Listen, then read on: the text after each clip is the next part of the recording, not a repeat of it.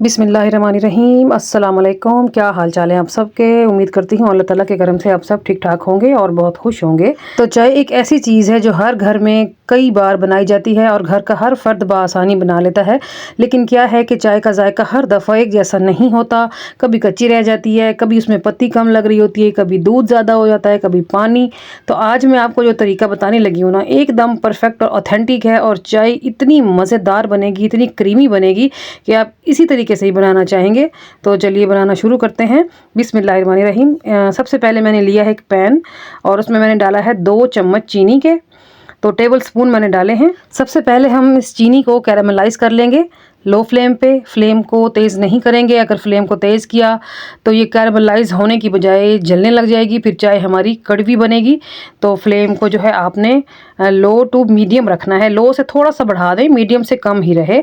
तो इसको कैरामलाइज़ कर लिया है और आप देख सकते हैं कि कलर जो है प्यारा सा गोल्डन होना चाहिए। देखिए, इवन के ब्राउन भी नहीं करना, आपने गोल्डन ही रखना है। देखिए, लो फ्लेम पे मुझे इसको 2 से 3 मिनट लग गए थे मेल्ट करते हुए। तो बस आपने भी इतना ही कलर लाना है पकाते हुए।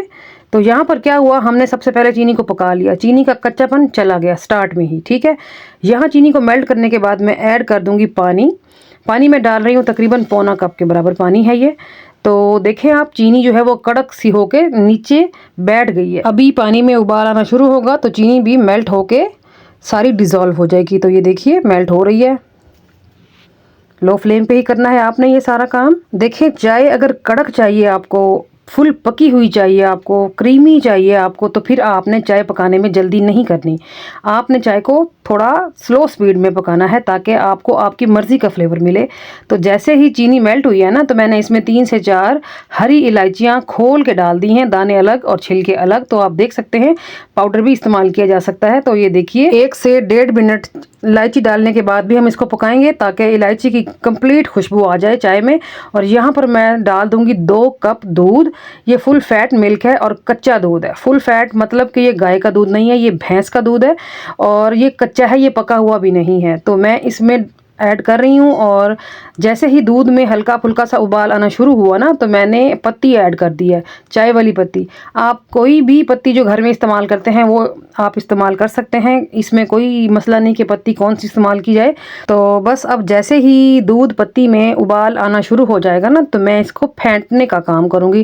फेंटना हमने कैसे है, घरों में हम दूध में या चाय में जो छोटी पवियाँ इस्तेमाल करते हैं उसकी मदद से मैं चाय को फेंटने का काम करूँगी।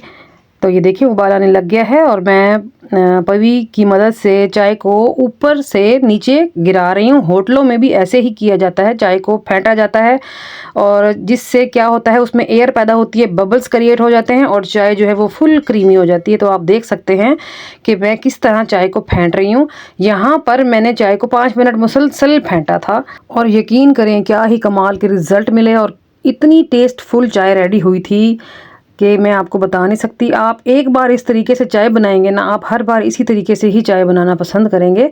तो ये तरीका जो है बहुत ज़्यादा वायरल हो रहा था, तो मैंने सोचा कि मैं भी ट्राई करूं इसको और अपने सब्सक्राइबर्स के साथ, अपने व्यूअर्स के साथ भी इस चाय के मेथड को शेयर करूं ताकि मेरे साथ साथ मेरे व्यूअर्स, मेरी फैमिली भी इस चाय को एंजॉय करे। तो एक बार आपने ज़रूर बनाना है। बहुत टेस्टफुल बनी थी, बहुत मज़ेदार बनी थी। तो कैसी लगी आपको मेरी रेसिपी ज़रूर बताइएगा। तो चलिए जी, चाय हो गई है रेडी, कप में डाल लेंगे। तो 2 कप चाय बनाने के लिए मुझे तकरीबन 8 से 10 मिनट लगे। 8 से 10 मिनट कोई इतना ज़्यादा टाइम भी नहीं है। अच्छी चाय के लिए 8 से 10 मिनट मायने नहीं रखते। आप बनाएं, इंजॉय करें। देखें आप इसके बबल्स देखें, इसका टेक्सचर देखें कितना क्रीमी है माशाल्लाह, बहुत टेस्टफुल है ये चाय। तो अगर आपको मेरी रेसिपी अच्छी लग रही है तो वीडियो को लाइक करना है, आपने चैनल को सब्सक्राइब करना है और बेल आइकन को प्रेस करके ऑल पे ज़रूर क्लिक कर दें ताकि मेरी हर नई रेसिपी आपको टाइम पे मिल सके। तो आप देख सकते हैं कि कितनी परफेक्ट चाय बन के रेडी हुई है माशाल्लाह से।